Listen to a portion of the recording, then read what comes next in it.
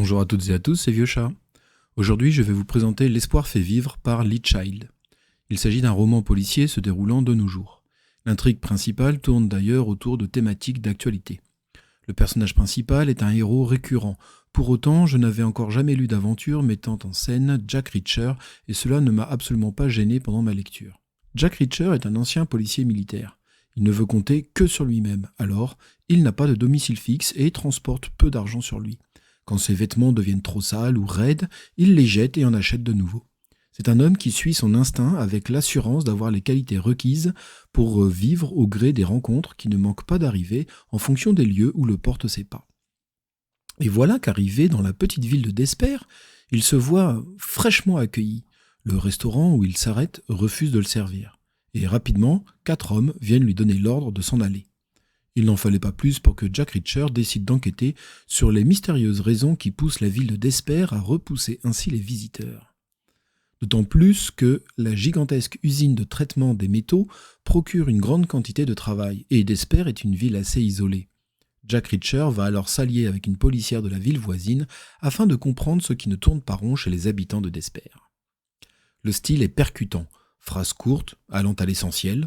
L'auteur aime à décrire les voitures, machines, bâtiments, mais tout en conservant une fluidité étonnante au regard de la précision de son vocabulaire. De plus, il est adepte du principe « montrer et ne pas dire », ce qui fait que l'ambiance malsaine qui entoure la ville de Despair se distille peu à peu au gré de ses descriptions sans être jamais pris par la main. Ce style est véritablement agréable à lire, et bien qu'il s'agisse d'un roman policier faisant la part belle à l'action, il n'est pas dénué de moments de réflexion et parfois de poésie. Les dialogues sont très bien écrits, et à chaque fois que j'ai eu l'impression que les réactions de Reacher glissaient vers la caricature, l'auteur trouvait un moyen pour me surprendre. Voici un extrait où Reacher rencontre Vaughan, la policière de la ville voisine. Il se trouve à 3 pas de la délimitation entre Hope et Despair. « Je pensais bien vous voir ici, fit-elle.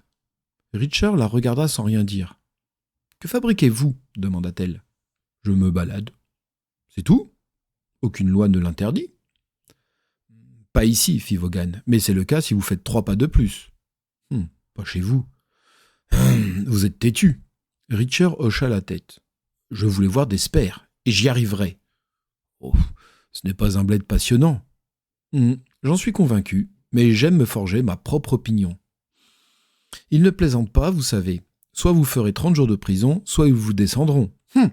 S'ils me trouvent. »« Oh, ils vous trouveront, j'y suis bien arrivé. »« Ah, je ne me cachais pas de vous. »